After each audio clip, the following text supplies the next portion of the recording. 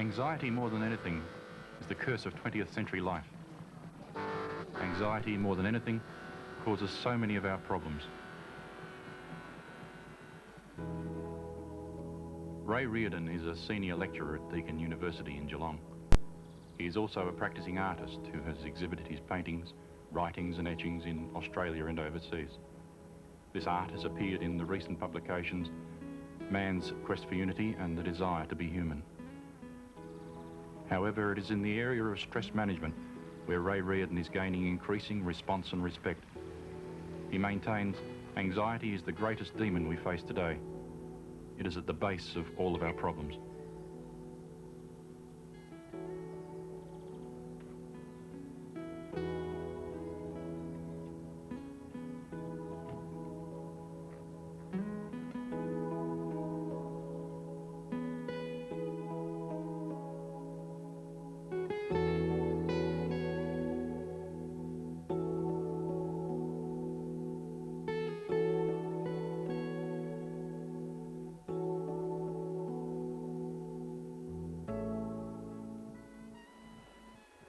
It is anxiety more than anything which will upset our quality of life.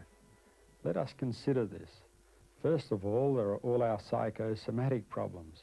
Headaches for some, worse still, migraine for others. Some of us have trouble sleeping, aches and pains here and there. But that's not all. Then some of us become easily annoyed, irritable, depressed, remorsed, apprehensive for some, fearful for others. Then we lose confidence, lack self-esteem. But that's not all. The science medical people tell me that when we're very anxious, our immune system doesn't work very well, and consequently many physical problems start to flourish. But it hasn't stopped there. When we're very anxious, we tend to blame others. Some of us start to drink heavily. Some of us eat too much. Some of us can't eat at all. And we dither and fuss. Oh, look, I could go on, but that's enough. With anxiety, we simply travel second class. How to get rid of anxiety, how to cope better and avoid stress. That is what Ray Reardon is concerned with. Now, just a word of explanation. First, I call it relaxation or meditation. So if the word meditation conjures up little esoteric visions, we're not on about that. What we're about here is very biological, very natural. There's nothing airy-fairy about all of this. Discussion, knowing causes, explanation does not seem to alleviate the anxiety. All of these theories won't get rid of the headache. You see, anxiety does not listen to reason. Consequently, what we are suggesting here is the practice, just 5 minutes or so each day, of what I call relaxing meditation, a time where we let the mind have a little repose, when it is not functioning critically like it is at this moment. When we experience our meditation, the mind functions less critically, and it is at this time and in this way of meditation when all the hidden things which cause our anxiety, hurts, fears, guilts, things we have accumulated over many years, through no one's fault really, it is just a phenomena of life as it was at that time. But these things are hidden unknowingly in deep recesses of the mind, causing a disquiet within. Well, they let go during our meditations, and consequently, when they are gone, all those things which anxiety causes, headaches, being irritable, not being able to sleep, all these things come right.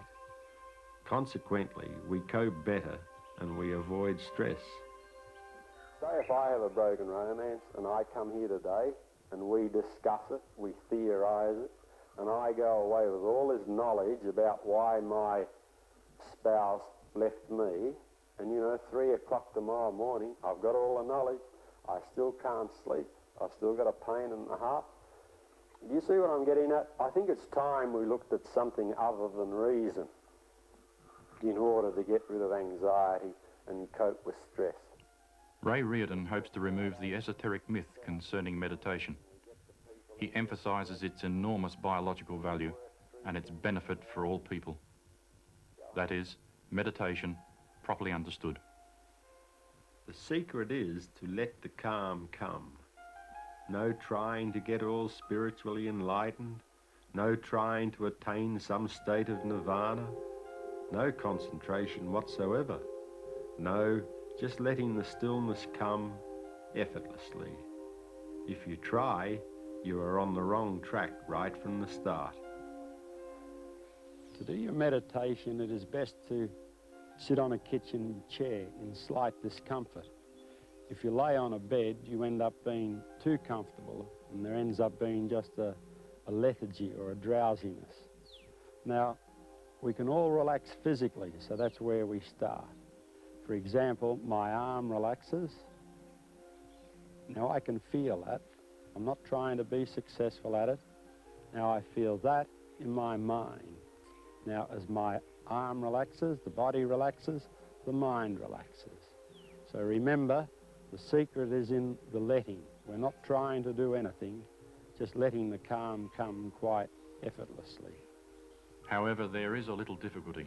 You see, we all want things. Therefore, sometimes when we meditate, we want to feel all calm. We want our mind to stop wandering. However, with this way of meditation, there is no wanting, no trying to do anything. Remember, the secret is in the practice of the meditation. Just twice a day, 5-10 minutes or so, a time when we're going to actually experience this state of calm rather than talk about it. Now, the mind is going to try all kinds of tricks to avoid its own peace. This is too simple. I'm all right now. I haven't the time. However, make an easy discipline to the practice. Remember, we're not going to slow down. We're going to do even more.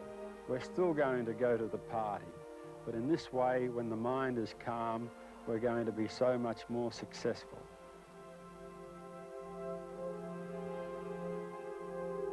How do we do the practice? All right. Well, we establish the routine, just 5-10 minutes or so, morning and night. We're going to sit down and just let the mind just have a little rest. Now, we can't tell the mind to relax because that's unnatural, or we can't plead with it or force it or will it. You know, it doesn't listen to that language. But we can let it relax. How? Well, we can all relax physically, so that's where we start. What we're going to do now is have a little practice of the relaxation. After all, the secret is in the experience or in the practice, not in the verbal interpretation of it all. It's most important with your practice to sit in slight discomfort, so a kitchen chair is ideal. For you people watching this program, perhaps you too would like to have a little practice.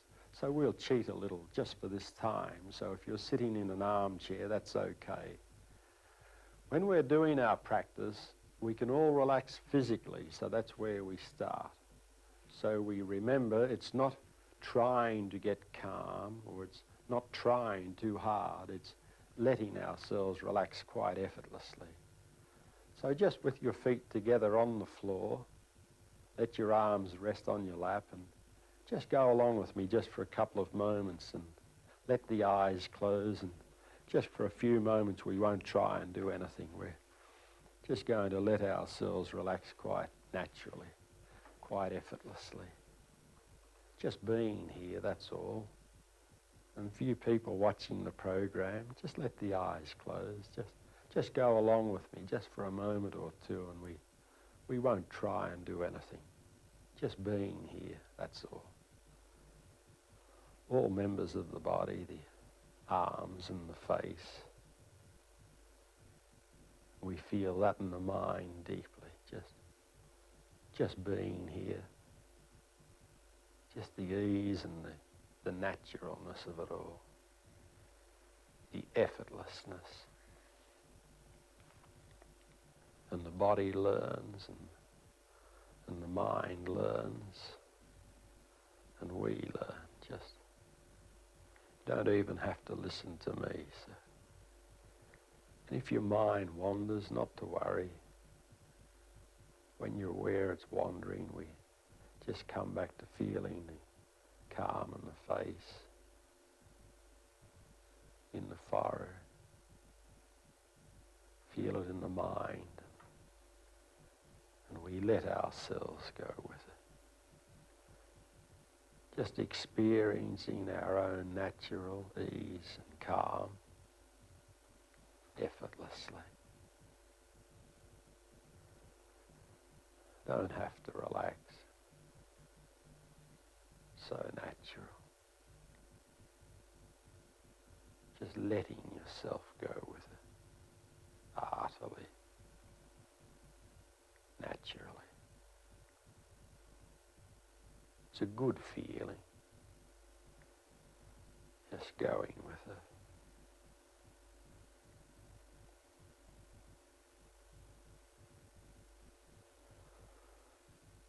Well, that's good. So just let your eyes open there now and just rest quietly just for a moment. That's good. So that little practice there is really worth a lot more than all the theory beforehand. Because at that time, during this way of meditation, all the hidden fears and the doubts and the guilts and the hurts, things we've accumulated over many years, through no one's fault really, it's just a phenomena of life. But those things cause our anxiety. And in this way of meditation, without any force or any trying too hard, those things seem to dissipate. And of course, once they've gone, what I'm saying is that those things in turn cause all our hassles. So those things too must come right, so that we find that sleep is a little deeper, or things aren't quite as threatening, or the headaches are fewer. In fact, for those of you who can hang in there with this way of meditation, further up the track a little, we come to know the way things must be. So we end up being our own physician, or we end up being our own counsellor. So hang in with the practice, just twice a day, 5, 10 minutes or so, and you'll get to see the wisdom of it all. Ray Reardon has been guiding people in this natural way of meditation for some years, and many have shown much improvement. He also conducts many seminars. It seems people respond to this way of meditation. Our nature is we want things, you know, number one, or number two, we have to do things. First of all, you want your house, I want my car, we want the kids to win the race, we want our parents to be content. And when we sit to do our meditation, we want our mind to stop wandering. And do you see what's happened? We're on the wrong track. We're not letting the mind just relax. We're trying to manipulate it. So we remember the letting.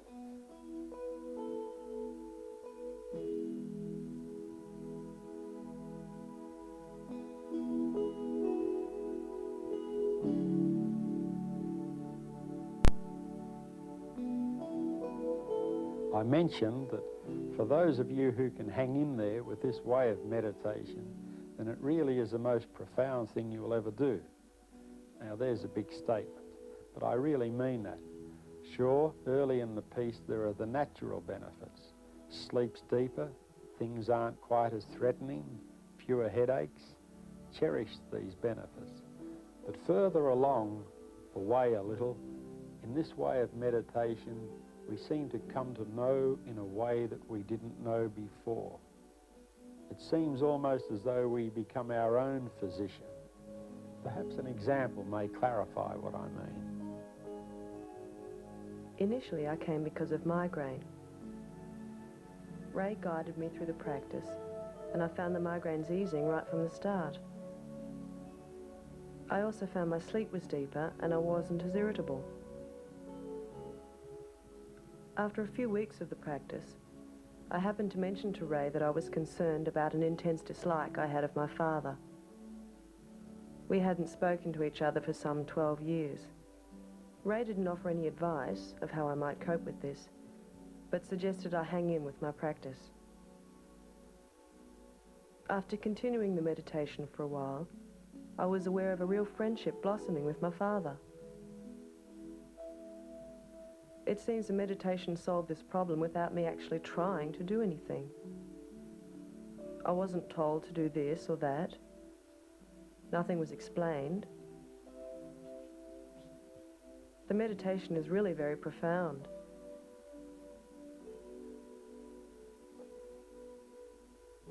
Now remember, it's not the saying these things, it's not trying to work them out, am I doing it right or am I doing it wrong?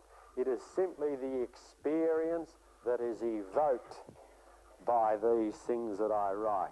It's the feeling, nothing more.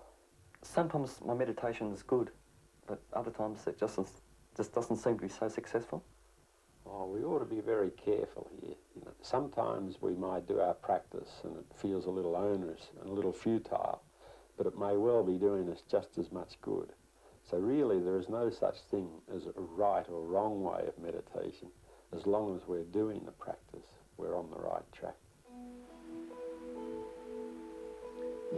I remember once attending a meditation session with a very respected doctor in Spring Street, Melbourne. I felt the session was fairly futile, but afterwards, on my way home at Werribee, I remembered I didn't feel the customary apprehension in driving through Melbourne, a kind of claustrophobia. I'd always experienced this fear, yet from that day the fear's gone. Therefore, we shouldn't judge whether our meditation's been successful or not. It seems to do us good anyway.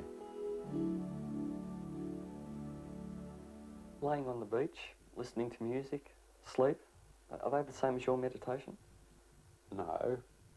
What we're doing here is very different to those things. Those things, they're very healthy, so take of them freely.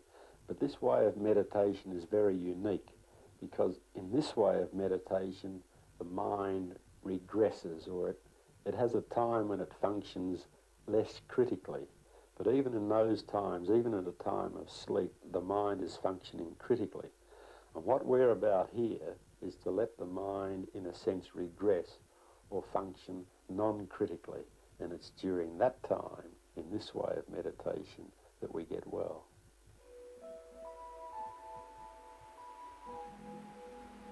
Really, what we are about here is much more than relaxation. But this comes through your experience. Hopefully you do not miss what I believe is the chance. Only when we cope better will we journey with ease into the future.